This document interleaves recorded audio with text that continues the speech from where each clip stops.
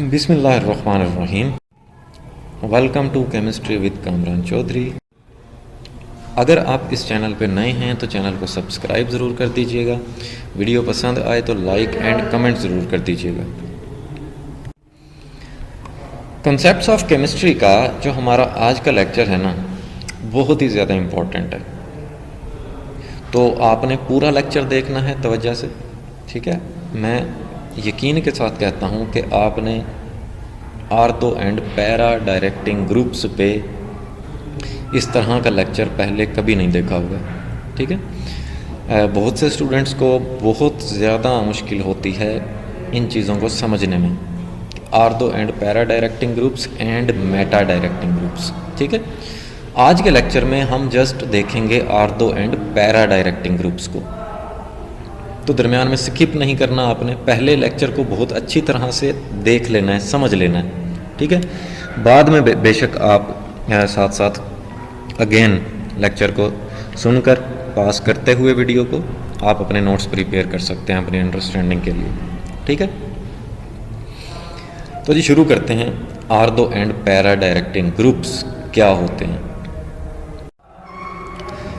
Ortho and para directing groups को समझने के लिए आपको सबसे पहले पता होना चाहिए बेंजीन का, ठीक है, कि बेंजीन क्या होता है, क्योंकि basically ortho and para directing groups वो बेंजीन रिंग पर ही तो अटैच होते हैं, ठीक है। तो हमें सबसे पहले आइडिया होना चाहिए बेंजीन का। अब बेंजीन एक ऐसा ऑर्गेनिक केमिकल कंपाउंड है जिसका मॉलिक्यूलर फार्मूला क्या होता है, C6H6। 6 कार्बन होते हैं, 6 हाइड्रोजन होते हैं, ठीक है। फिर बेंजीन को रिप्रेजेंट कैसे करते हैं, कैसे इसका स्ट्रक्चर आप शो करते हैं। जैसे अभी मैंने बताया 6 कार्बन है, तो ये मैंने 6 कार्बन बना लिए, ठीक है। अब यहाँ पे 6 कार्बन के दरमियान सबसे पहले मैं लगाऊंगा सिंगल बॉन्ड्स, ठीक है। तो ये मैंने सिंगल बॉन्ड्स लगा लिए। अब सिंगल बॉन्ड्स के बाद आप किसी भी 2 कार्बन के दरमियान एक जगह पर डबल बॉन्ड लगाएं, फिर अगली जगह छोड़ दें, फिर अगली जगह डबल बॉन्ड, फिर अगली जगह छोड़ दें, फिर अगली जगह डबल बॉन्ड। तो इस तरह से 3 प्लेसेस पर 3 जगह पर डबल बॉन्ड्स होंगे, इस तरह से, ठीक है। अब अगर आप इस स्ट्रक्चर को देखें तो 6 के 6 कार्बन जो है वो 3-3 बॉन्ड बना रहे हैं। चौथा बॉन्ड हर कार्बन एक हाइड्रोजन के साथ बनाएगा। क्यों? क्योंकि कार्बन की जो वैलेंसी होती है वो 4 होती है। कार्बन मैक्सिमम 4 बॉन्ड बना सकता है, क्योंकि वैलेंस शेल में 4 इलेक्ट्रॉन होते हैं इसके। अब क्योंकि हर कार्बन एक बॉन्ड मजीद बना सकता है, तो मैंने हाइड्रोजन अटैच कर दिए, ठीक है। तो ये तो था बेंजीन का स्ट्रक्चर, या आप बेंजीन को इस तरह से रिप्रेजेंट कर सकते हैं, ठीक है। ये जो कॉर्नर्स होते हैं ना, कॉर्नर्स का मतलब ये होता है कि इन कॉर्नर्स पर कार्बन अटैच है, ठीक है, और हर कार्बन के साथ एक हाइड्रोजन अटैच है। या आपने इस तरह से डबल बॉन्ड नहीं बनाने, तो आप सिंपल एक सर्कल लगा दें बेंजीन रिंग के अंदर, ठीक है। इसको बोलते हैं हम कैक्यूल स्ट्रक्चर, इसको बोलते हैं हम रॉबिन्सन स्ट्रक्चर, ठीक है। तो इन तीनों स्ट्रक्चर्स ये जो आपने देख ली, इन तीनों में से कोई भी आप बना सकते हैं बेंजीन को रिप्रेजेंट करने के लिए। मोस्टली हम ये वाली कैक्यूल स्ट्रक्चर यूज़ करते हैं, ठीक हो गया। सो बेंजीन का आपको क्लियर हो गया। अब ortho and para directing groups को समझने के लिए दूसरे नंबर पे जो चीज़ आ जाती है वो है बेंजीन रिंग पे पोजीशंस, ठीक है।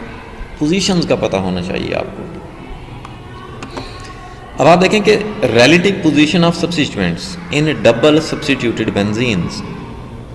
अब डबल सब्स्टिट्यूटेड बेंजीन का क्या मतलब है कि ऐसा बेंजीन जिस पर 2 सब्स्टिट्यूएंट अटैच हों, ठीक है, is indicated by the prefix ortho Meta and para. वो जो दूसरा सब्स्टिट्यूएंट होगा ना, उसको हम लोग जहाँ पे अटैच करेंगे ना उन पोजीशंस को बेसिकली आर्दो, मेटा एंड पैरा बोलते हैं। ठीक है, अब देखो यहाँ पे आपको ये बात क्लियर होनी चाहिए कि जब भी हम आर्दो एंड पैरा या मेटा डायरेक्टिंग ग्रुप्स की बात करते हैं तो बेंजीन रिंग पर पहले से एक सब्स्टिट्यूएंट अटैच होना चाहिए।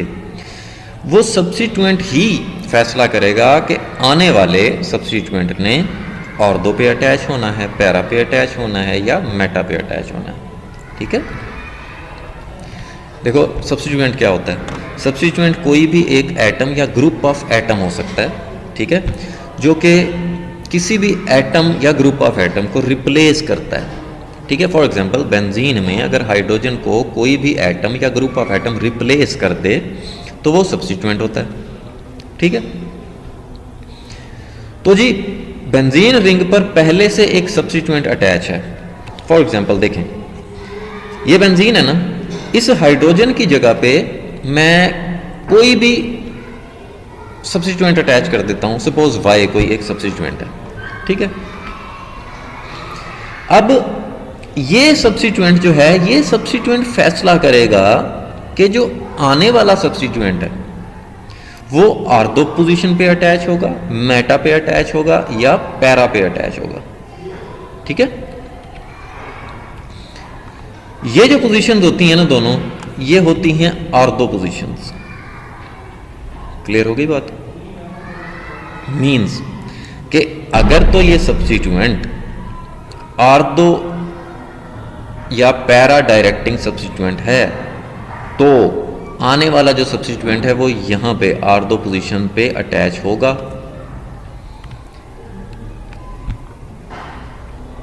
ये जो पोजीशंस हैं ये हैं Meta positions.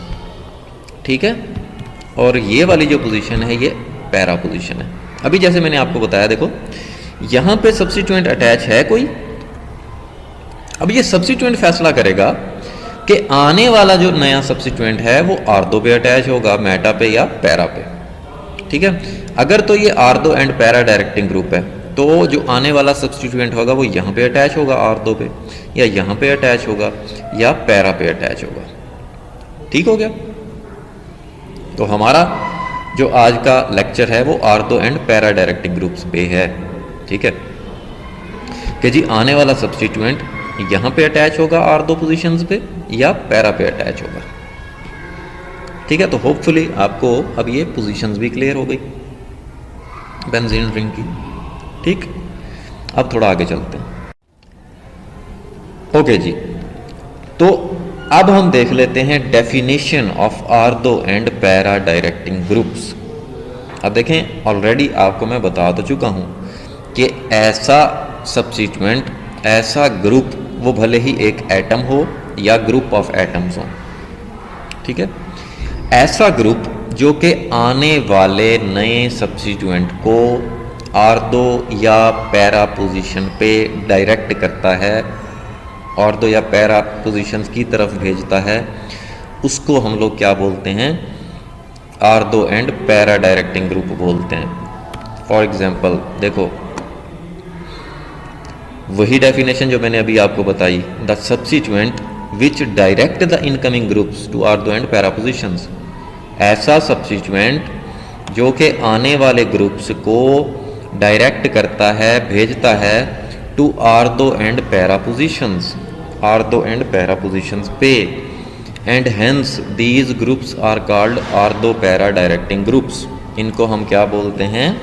आर्दो para directing groups बोलते हैं, या ring activators, ring activating group या रिंग एक्टिवेटर्स भी बोलते हैं, या इलेक्ट्रॉन डोनेटिंग ग्रुप्स भी बोलते हैं। ठीक है, अब आर्दो पैरा डायरेक्टिंग ग्रुप की तो आपको समझ आ गई। ये रिंग एक्टिवेटर्स और इलेक्ट्रॉन डोनेटिंग ग्रुप्स भी हम इनको बोलते हैं, ये हम आगे जाके डिटेल में डिस्कस करते हैं। ठीक हो गया?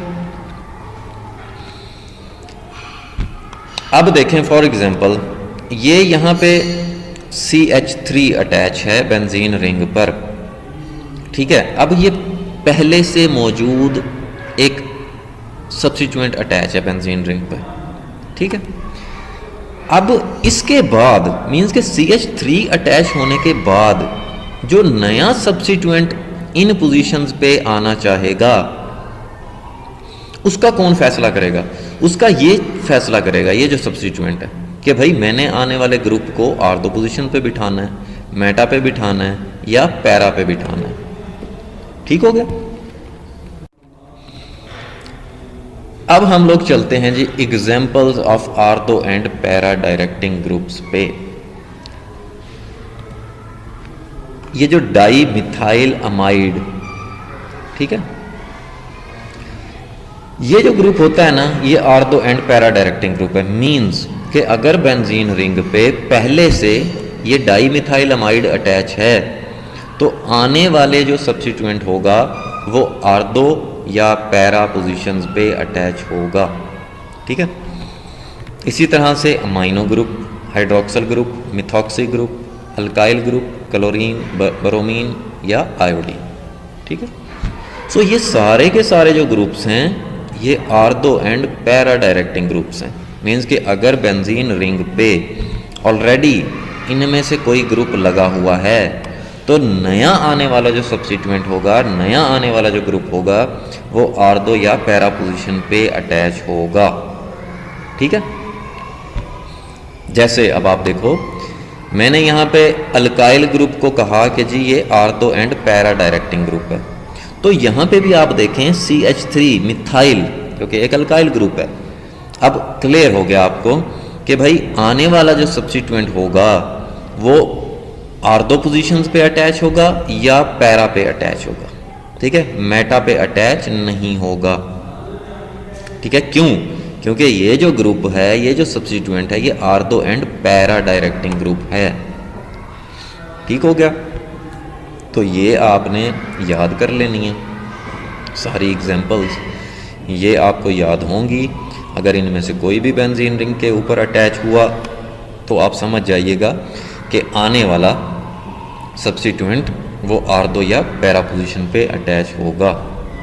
ठीक हो गया जी।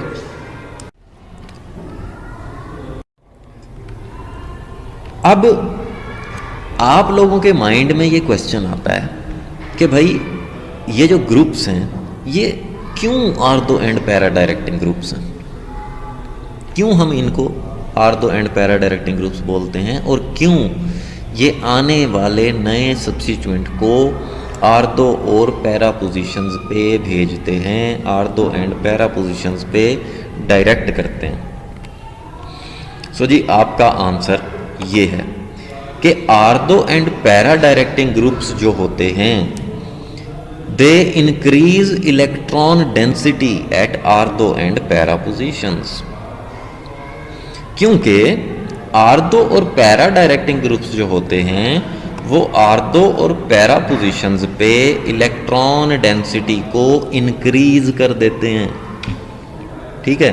अब ये कख भी तो समझ नहीं आया होगा कि इलेक्ट्रॉन डेंसिटी को कैसे इंक्रीज करते हैं, यही चीज़ हम लोग एक्सप्लेन करेंगे अभी आगे चल के। ठीक है। अभी आप इतना माइंड में रखें कि ortho and para directing groups ortho और पैरा पोजीशंस पे इलेक्ट्रॉन डेंसिटी को इंक्रीज कर देते हैं। ठीक है। अब कैसे इंक्रीज करते हैं? ये जो ortho and para directing groups होते हैं they donate electrons to the benzene ring. ये अपने इलेक्ट्रॉन्स जो हैं ये बेंजीन रिंग को डोनेट कर देते हैं and hence increases the electron density at ortho and para positions. और इस तरह से आर्थो और पैरा पोजीशन पे इलेक्ट्रॉन डेंसिटी इंक्रीज हो जाती है। ठीक है। अच्छा, ऐसा ये करते क्यों हैं? ऐसा ये इसलिए करते हैं so that the electrophilic substitution occur at the ortho and para positions. अब देखें आर्थो और पैरा पोजीशंस पे जब इलेक्ट्रॉन डेंसिटी इंक्रीज हो गई, मींस इन देसी ज़बान के इलेक्ट्रॉन्स जो हैं वो ज़्यादा हो गए। ठीक है। तो फिर इस वजह से इलेक्ट्रोफिलिक जो सब्स्टिट्यूशन होती है वो इजीली हो जाती है, आसानी से हो जाती है। ठीक है। हुण इलेक्ट्रोफिलिक सब्स्टिट्यूशन होंदी है। इलेक्ट्रोफिलिक सब्स्टिट्यूशन क्या होती है? ये एक ऐसा केमिकल रिएक्शन होता है जिसमें कोई भी electrophile displaces a functional group in a compound, जिसमें एक इलेक्ट्रोफाइल जो है वो डिस्प्लेस रिप्लेस कर देता है किसी भी ग्रुप को। अब वो ग्रुप एटम भी हो सकता है, एक से ज़्यादा एटम्स भी हो सकते हैं, ठीक है। और इलेक्ट्रोफाइल आपको पता होना चाहिए इलेक्ट्रॉन लविंग सब्सटेंस होता है, ठीक है, जिसनों इलेक्ट्रॉन नाल नेगेटिव चार्ज नाल प्यार होता है, ठीक है। सो आर्थो और पैरा पोजीशंस पर क्योंकि इलेक्ट्रॉन ज़्यादा हो गए तो भाई उस वहाँ पे इलेक्ट्रोफाइल साहब पहुँच जाएंगे, ठीक है। तो ये भी चीज़ें आपको क्लियर हो गई होंगी। अब हम आ जाते हैं अपनी असल एक्सप्लेनेशन पे, जिसमें आपको हर चीज़ क्लियर हो जाएगी। अब आप देखो, हम लोग एक एग्जांपल को लेकर चलेंगे। सपोज फिनोल है हमारे पास, फिनोल की एग्जांपल को लेकर चलेंगे, ठीक है। अब अगर आप फिनोल को देखें तो फिनोल का स्ट्रक्चर कैसे होता है, बेंजीन रिंग पे OH हाइड्रोक्सल ग्रुप अटैच होता है, ठीक है। अब ये hydroxyl group basically ortho and para directing group है भाई, ठीक है। फॉर एग्जांपल ये देखें, यहाँ पे मैंने ये बेंजीन रिंग बनाया और कार्बन के साथ जो हाइड्रोजन अटैच था उसको रिप्लेस कर दिया मैंने OH के साथ, ठीक है। अब ये ओवरऑल जो स्ट्रक्चर है ये फिनोल का स्ट्रक्चर है, ठीक हो गया। हुण देखो, अब ये जो ऑक्सीजन है, यहाँ पे ऑक्सीजन का एटॉमिक नंबर 8 होता है। पहले शेल में 2 इलेक्ट्रॉन, दूसरे शेल में 6 इलेक्ट्रॉन। अब एक इलेक्ट्रॉन ऑक्सीजन ने यहाँ पे कार्बन के साथ शेयर किया हुआ है और एक ऑक्सीजन ने यहाँ पे हाइड्रोजन के साथ शेयर किया हुआ है। तो अभी फिलहाल ऑक्सीजन के पास 2 लोन पेयर मौजूद हैं इलेक्ट्रॉन के, मीन्स के 4 इलेक्ट्रॉन्स अभी अवेलेबल हैं, ठीक है जी। तो ये अभी तक आपने देख लिया फिनोल का स्ट्रक्चर। अब होगा क्या, होगा ये कि ये वाले जो 2 इलेक्ट्रॉन है ना, ये यहाँ पे शिफ्ट हो जाएंगे, ठीक है। जैसे अभी मैंने आपको बताया कि ortho and para directing groups क्या होते हैं, ये अपने जो इलेक्ट्रॉन्स हैं ये बेंजीन रिंग को डोनेट कर देते हैं, ठीक है। सो यहाँ वाले ये वाले जो 2 इलेक्ट्रॉन होंगे ये शिफ्ट हो जाएंगे यहाँ पे, ठीक है। क्या मतलब कि एक बॉन्ड बन जाएगा बेसिकली कार्बन और ऑक्सीजन के दरमियान, ठीक है। हुण देखो, जे कार्बन और ऑक्सीजन के दरमियान एक होर बॉन्ड बनेगा तो कार्बन के तो 5 बॉन्ड हो जाएंगे, क्योंकि देखो 4 बॉन्ड तो ऑलरेडी बन रहे हैं, 1 2 3 4। अब कार्बन 5 बॉन्ड थोड़ी बनाएगा।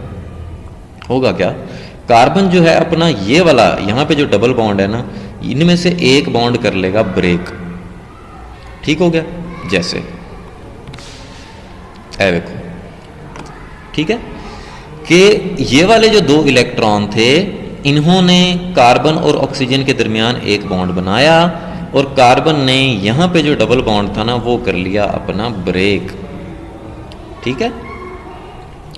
सो यहाँ पे ऑक्सीजन वाले जो 2 इलेक्ट्रॉन थे ये इसने डोनेट कर दिए बेंजीन रिंग को, मीन्स के इस कार्बन को, तो इस पे पॉजिटिव चार्ज आ जाएगा, ठीक है।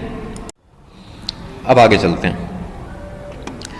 अब यहाँ पे आप देखें कि इस कार्बन ने और इस कार्बन ने ये जो डबल बॉन्ड किया था ब्रेक, ये कैसे किया था, ये ऐसे किया कि ये वाले जो 2 इलेक्ट्रॉन थे ना, मीन्स के इस कार्बन का एक इलेक्ट्रॉन और इस कार्बन का एक इलेक्ट्रॉन, वो शिफ्ट हो गए इस कार्बन के ऊपर ऐसे, ठीक है।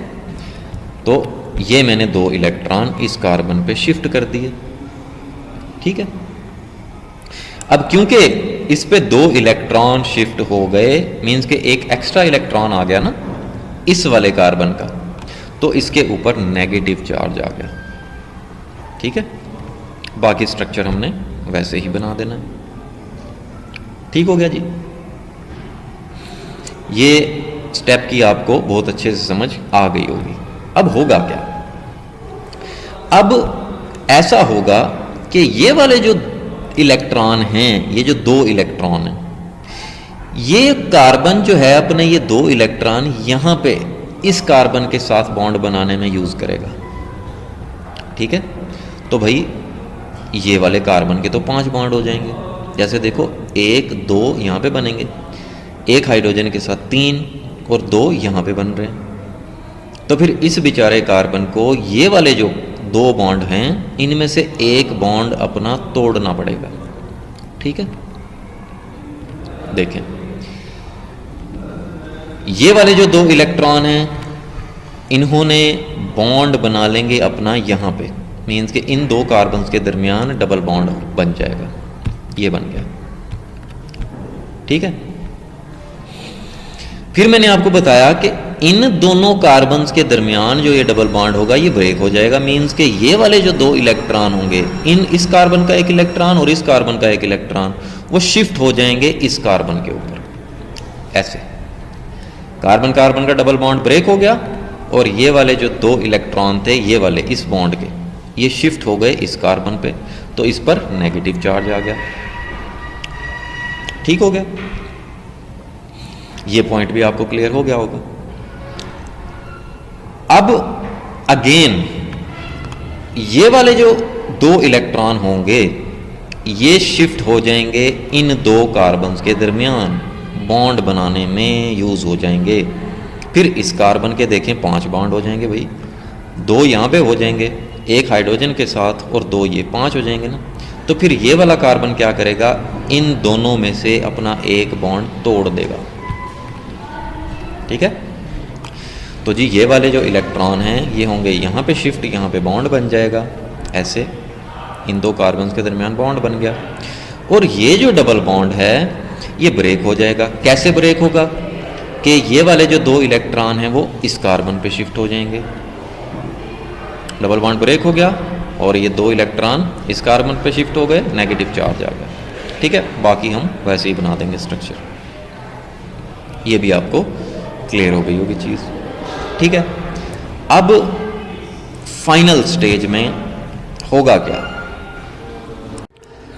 हुण देखो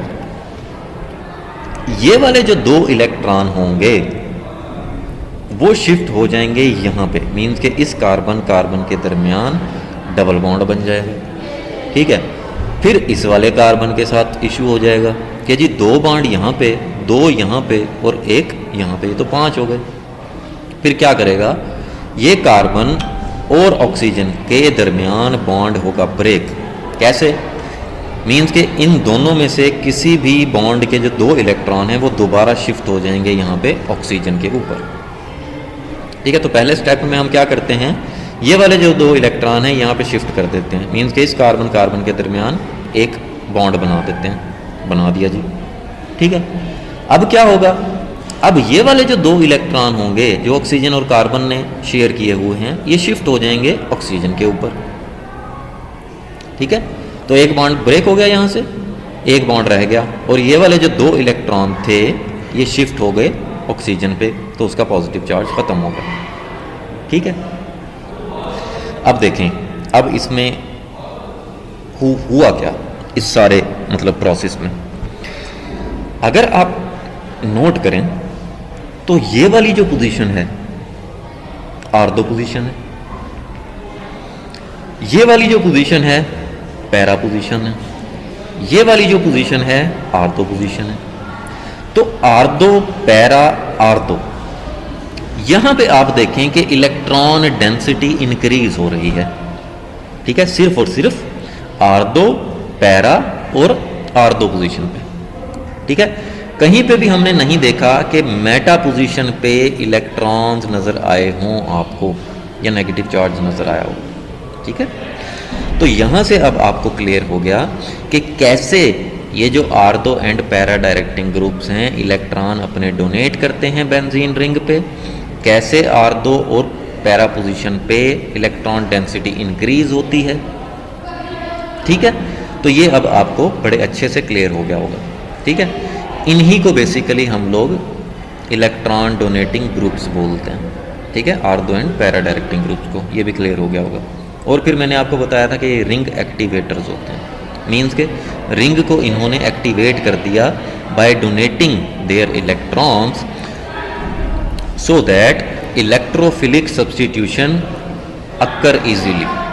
ठीक है, इलेक्ट्रोफिलिक सब्स्टिट्यूशन ताकि इजीली अक्कर हो जाए। ठीक हो गया जी। तो ये आपको बेहतरीन तरीके से क्लियर हो गई होंगी चीज़ें। ठीक है, सारे स्टेप्स आपको अच्छे से क्लियर हो गए होंगे। अब इन डबल बॉन्ड्स को मैं, ये वाले जो डबल बॉन्ड्स हैं, ठीक है, अगर मैं इन डबल बॉन्ड्स को ना शो करूं तो मैं इसको इस तरह से डॉटेड रिंग की मदद से रिप्रेजेंट कर सकता हूं। ठीक है, तो ये आपकी मर्जी है, उस तरह से शो कर लें या इस तरह से शो कर लें। अब मैं आपको एक एग्जांपल दे देता हूं। फॉर एग्जांपल हमारे पास फिनोल है। अब फिनोल में ये जो हाइड्रोक्सल ग्रुप है, ठीक है, ये क्या है, आर्दो पैरा डायरेक्टिंग ग्रुप है। ठीक, मीन्स के नया आने वाला जो सब्स्टिट्यूएंट होगा वो आर्दो या पैरा पोजीशन पे अटैच होगा। जैसे अगर हम फिनोल की नाइट्रेशन करते हैं, नाइट्रेशन के लिए HNO3 + H2SO4 लेंगे हम, 60 to 70 डिग्री सेल्सियस टेम्परेचर लेंगे। अब होगा क्या, होगा ये कि यहाँ पर क्योंकि आर्दो और पैरा डायरेक्टिंग ग्रुप अटैच है, तो भाई नाइट्रो ग्रुप जो होगा, क्या नाइट्रोनियम आइन NO2 पॉजिटिव आइन इलेक्ट्रोफाइल जो होगा वो इस आर्दो पोजीशन पे अटैच होगा यहाँ पे या यहाँ पे, या पैरा पोजीशन पे अटैच होगा यहाँ पे। ठीक है, तो हमने ये आर्दो पोजीशन का हाइड्रोजन रिप्लेस कर दिया किसके साथ, NO2 के साथ। ठीक है, ये नाइट्रेशन हो गई, प्लस वाटर बना। अब एक्सपेरिमेंटली जब हमने नोट किया, चेक किया, तो 53% ऑर्दो नाइट्रोफिनोल बन रहा था। ठीक है, मीन्स के जो नाइट्रो ग्रुप था वो ऑर्दो पोजीशन पे अटैच था। ठीक है, इसी तरह से जब हमने नाइट्रेशन की फिनोल की तो पैरा पोजीशन पे मौजूद हाइड्रोजन को हम रिप्लेस कर देते हैं नाइट्रो ग्रुप से, और उसी तरह से वाटर बनेगा। एक्सपेरिमेंट के दौरान चेक करने पर हमें पता चला कि जी 47% पैरा नाइट्रोफिनोल बनती है। ठीक है, मीन्स कि अगर 100 ग्रुप्स अटैच हो रहे हैं फिनोल पे, नाइट्रो ग्रुप्स, तो 53 ग्रुप्स आर्दो पोजीशन पे जा रहे हैं और 47 ग्रुप्स पैरा पोजीशन पे अटैच हो रहे हैं। क्यों? क्योंकि ये जो OH है हाइड्रोक्सिल ग्रुप, ये आर्दो एंड पैरा डायरेक्टिंग ग्रुप है। ठीक हो गया जी। तो ये तो था आपका lecture ortho and para directing groups का। होपफुली आपको बहुत ज़बरदस्त तरीके से क्लियर हो गई होंगी चीज़ें। फिर भी अगर आपका कोई इशू है, कोई भी क्वेश्चन है, आप कमेंट सेक्शन में मुझसे पूछ लें या पर्सनली ईमेल भी कर सकते हैं।